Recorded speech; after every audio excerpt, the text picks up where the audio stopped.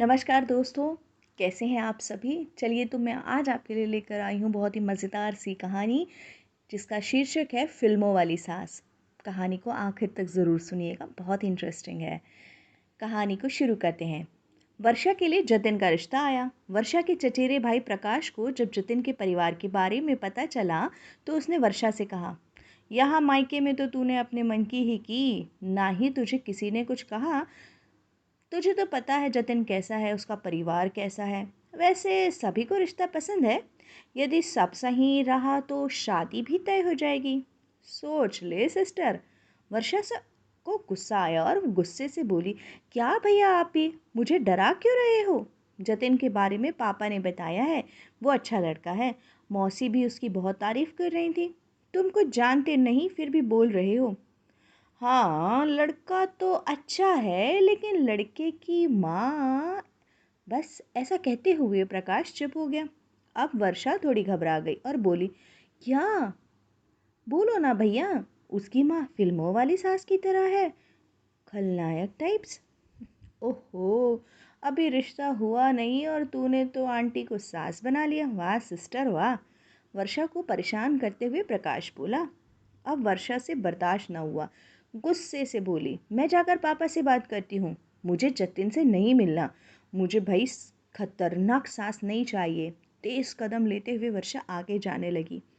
प्रकाश ने उसे रोकते हुए कहा, अरे अरे अरे, ऐसा नहीं है बहना। वो लड़का तो अच्छा है और उसकी माँ भी अच्छी है, बस बहुत ज़्यादा धार्मिक है। अब तुझे तो ना तो पूजा करना आता है, ना कोई भजन, ना कोई श्लोक। तुझे मिलने आए और तुझसे पूछा तो फिर तू क्या करेगी सिस्टर? वर्षा ने माथे पर हाथ रखते हुए कहा, क्या भैया आप भी ना। क्या हुआ यदि वो धार्मिक है और मैं थोड़ी ना नास्तिक हूँ। बस ये बात अलग है कि हाँ, मैंने पूजा पाठ ज़्यादा नहीं किया, लेकिन गायत्री मंत्र, सरस्वती वंदना ये तो मुझे आता है ना भैया। प्रकाश वर्षा की चोटी खींचते हुए बोला, अरे बेवकूफ़ बहना, शादी के लिए तुझे देखने आ रहे हैं। स्कूल के किसी कार्यक्रम में श्लोक नहीं बुलवाना उनको। तू भी ना क्या बात करती है बहना। भाई बहन की बात जब खत्म हुई तब वर्षा की माँ ने दोनों को बुलाया। जतिन और उसके घर वाले वर्षा को देखने आए। वर्षा ने 2-3 भजन याद कर लिए थे, लेकिन जतिन की माँ ने तो कुछ पूछा ही नहीं। वर्षा को लगा कि भैया तो कह रहे थे बहुत धार्मिक है, मुझसे न जाने कैसे कैसे प्रश्न पूछेंगी। इस चक्कर में मैंने इतने भजन भी याद किए, लेकिन इन्होंने तो कुछ पूछा ही नहीं। खैर, दोनों परिवारों ने रिश्ता पक्का कर दिया। शादी की सारी रस्में हो गई थी। विदाई की बेला आ गई। वर्षा रोते रोते अपने भाई प्रकाश से मिली तो प्रकाश बोल पड़ा, कल सुबह तेरी सास जरूर भजन गवाएगी। रात को याद करके सोना बहना। वर्षा जोर जोर से रोने लगी। अगले दिन वर्षा जल्दी जाग गई। जतिन से भी कैसे कहती कि उसके भाई ने कहा है कि उसकी माँ धार्मिक है तो भजन गवाएगी।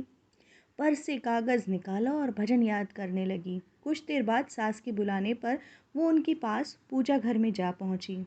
जतिन भैया की बातें उसे याद आ रही थी। सास ने कहा, बेटा, ये हमारा पूजा घर है। मुझे यहाँ बहुत शांति मिलती है। तुम जब भी चाहो यहाँ आ सकती हो। रोज़ मैं बाल गोपाल की पूजा करती हूँ। कभी कभी समय लग जाता है मुझे यहाँ। वर्षा को उसके भाई की अब तो याद आने लगी और मन ही मन वो भजन भी याद करने लगी कि अब पूछेगी तब पूछेगी।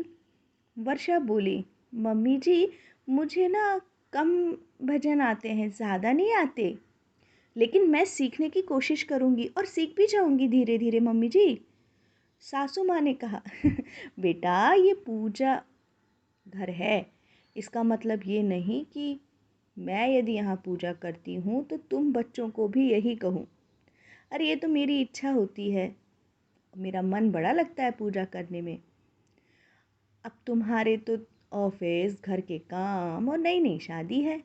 तुम और जतिन खुश रहो, घूमो फिरो, एक दूसरे के साथ सुखी रहो, एक दूसरे को जानो पहचानो समझो। और क्या चाहिए मुझे? यही तो एक सच्ची पूजा है।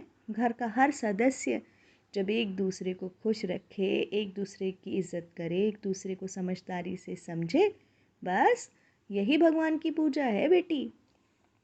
वर्षा की तो मानो जान में जान आई। अपनी सास के पैर छूकर उसने आशीर्वाद लिया।